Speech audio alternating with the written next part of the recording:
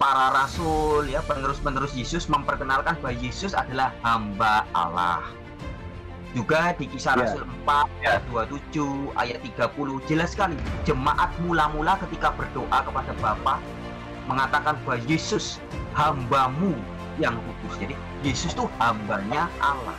La ilaha illallah Muhammadun Rasulullah alaihi salatullah wa alihi wal ahibba. Bismillahirrahmanirrahim. Assalamualaikum warahmatullahi wabarakatuh.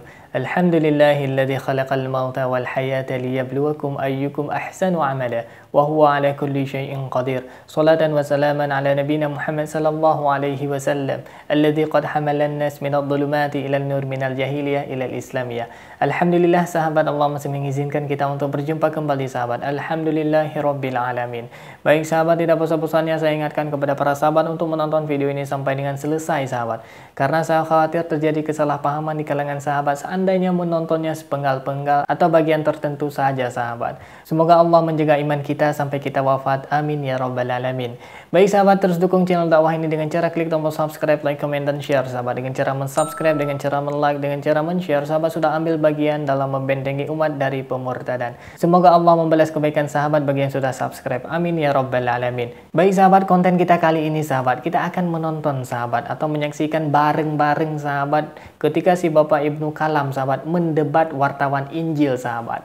Tapi malah dia terdiam 1000 bahasa sahabat. Wow, ini gila nih sahabat. Ketika si wartawan Injil ini menjelaskan bahwasanya Yesus itu tidak pernah setara dengan Allah Bapa atau dengan Allah sahabat.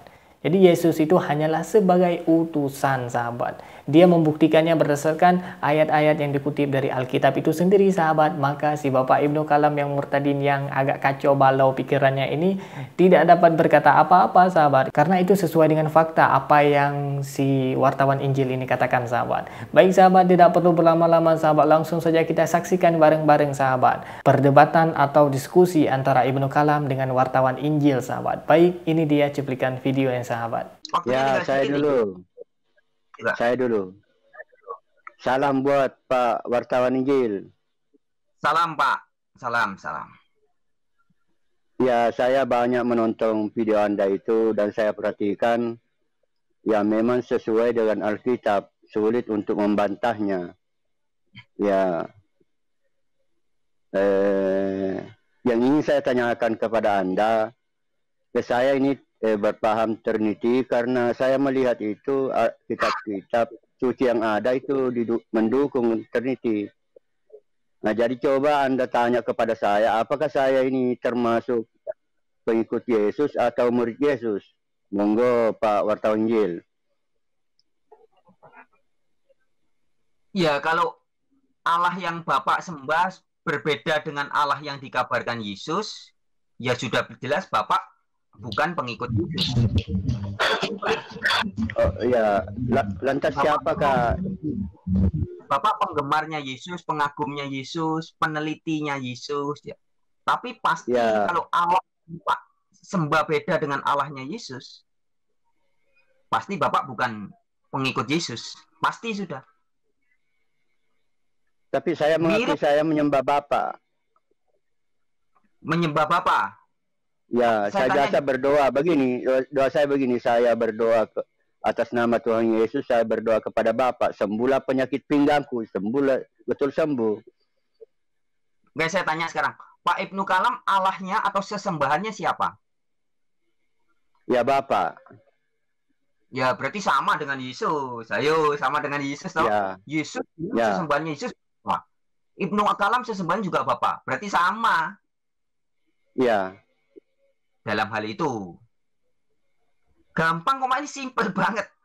Jadi Kristen tuh sebenarnya gampang dan simple. Kalau nggak aneh-aneh, nggak keracunan doktrin-doktrin yang aneh-aneh. Berarti saya sudah termasuk pengikut Yesus karena saya menyembah Bapa.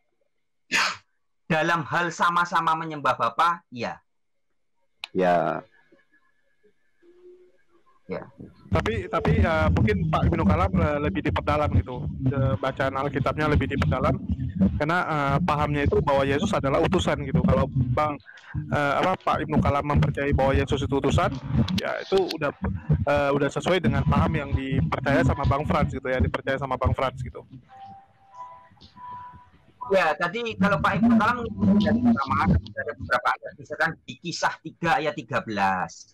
Para rasul ya, penerus-penerus Yesus memperkenalkan bahwa Yesus adalah hamba Allah. Juga di Kisah Rasul 4 ayat 27 ayat 30 jelas sekali jemaat mula-mula ketika berdoa kepada Bapa mengatakan bahwa Yesus hambamu yang kudus. Jadi Yesus itu hambanya Allah.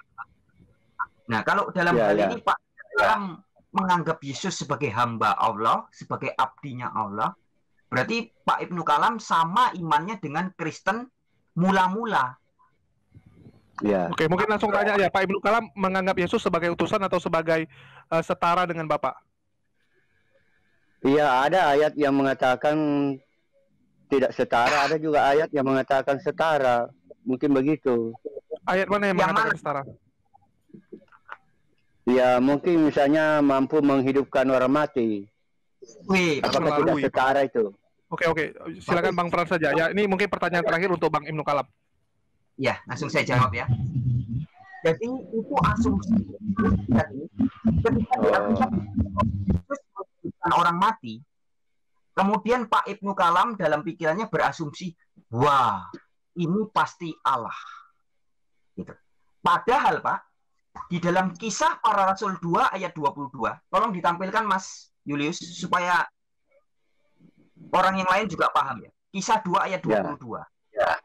Tolong ditampilkan. Karena mungkin pemikiran Pak Ibnu Kalam ini mewakili orang-orang Trinitas lainnya. Jadi karena Yesus bisa mati, maka ditafsirkan Yesus pasti adalah Allah itu sendiri.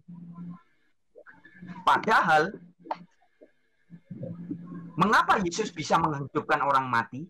Mengapa Yesus bisa berjalan di atas air? Mengapa Yesus bisa menyembuhkan orang sakit? Mengapa Yesus bisa menjadi hakim? Mengapa Yesus bisa berkuasa ini, dan banyak? Jawabannya di Kisah 2 ayat 22. Ya. Saya akan bacakan ya. Kisah 2 ayat 22. Hai orang-orang Israel, dengarlah perkataan ini. Ya, jadi, hai Pak Ibnu Kalam dan seluruh rakyat Indonesia yang mendengar saat ini, dengarkanlah perkataan ini. Titik 2. Yang aku maksudkan ialah Yesus dari Nazaret. Perhatikan baik-baik. Seorang yang telah ditentukan Allah dan dinyatakan kepadamu dengan kekuatan-kekuatan dan mujizat-mujizat dan tanda-tanda yang dilakukan oleh Allah dengan perantaraan Dia. Jadi yang membuat mujizat itu, yang menghidupkan orang mati siapa? Allah, Pak. Dengan perantaraan Yesus. Ya. Jadi Yesus adalah perantara. Yesus itu hambanya Allah yang dijadikan perantara. Ya. Kemudian saya tambahkan saja ya. Di Kisah 10 ayat 38. Saya bacakan aja biar oh ya bisa ditampilkan juga, Mas. Kisah 10 ayat 38. Dibacakan saja. Ya. Yaitu tentang Yesus dari Nazaret. Bagaimana Allah mengurapi Dia dengan Roh Kudus dan kuat kuasa. Nah, itu ayatnya ada ya. Jadi Allah mengurapi Yesus dengan Roh Kudus dan kuat kuasa. Dia yang berjalan berkeliling sambil berbuat baik dan menyembuhkan semua orang yang dikuasai iblis, sebab Allah menyertai Dia. Jadi Yesus bisa melakukan mujizat dan tanda tadi karena Allah menyertai Yesus. Di Kisah 10 ayat 38 ini diberitahu bahwa karena Allah memberi Yesus Roh Kudus dan kuat kuasa.